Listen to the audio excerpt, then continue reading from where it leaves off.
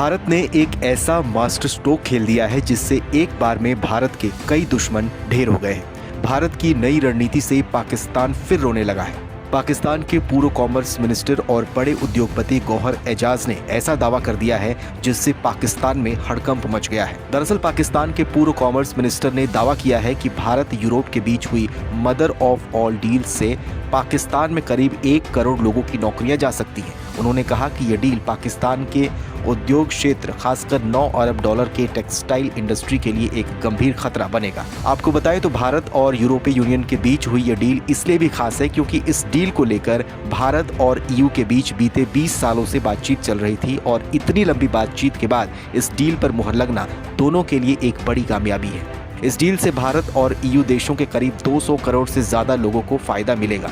भारत और यूरोपीय यूनियन में फ्री ट्रेड एग्रीमेंट पर हस्ताक्षर होने के बाद कई देशों में चिंता देखी जा रही है। अमेरिका की ओर से इस पर नाखुशी जताई गई तो वहीं दूसरी ओर तुर्की के बिजनेस एक्सपर्ट्स ने अपनी चिंता भी जताई है, तो पाकिस्तान में भी इसका डर देखने को मिला। भारत और ईयू के बीच हुई इस डील को एक बड़े फायदे के सौदे के रूप में देखा जा रहा है। ट्रंप भारत को लगातार टैरिफ की धमकी दे रहे थे और ऐसे में ट्रंप के टैरिफ के जवाब में भारत ने भी अपना प्लान बी तैयार रखा था।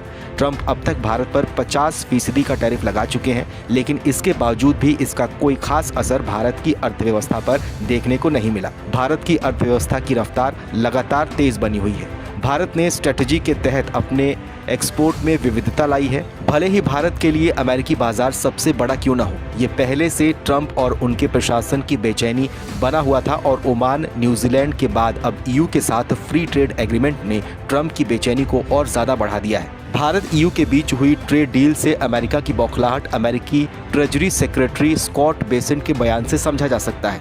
स्कॉट बेसेंट ने कहा कि यूरोपीय देश खुद के खिलाफ चल रही जंग को फंड कर रहे हैं। उन्होंने कहा कि यूरोप ने भारत के साथ ट्रेड डील साइन की और यूरोपीय यूनियन असल में अपने ही खिलाफ जंग को फाइनेंस कर रहा है। भारत और ईयू के बीच हुई इस डील की सबसे खास बातों के बारे में आपको बताएं तो दोनों पक्षों ने इस डील के तहत अपने मार्केट को एक दूसरे के लिए खोल दिया है। दोनों के 90% तक प्रोडक्ट्स पर टैरिफ कम या फिर पूरी तरह से समाप्त कर दिया जाएगा। इस कदम से भारत में भी आने वाले यूरोपीय प्रोडक्ट सस्ते हो जाएंगे, साथ ही भारत का एक्सपोर्ट यूरोप में बढ़ेगा।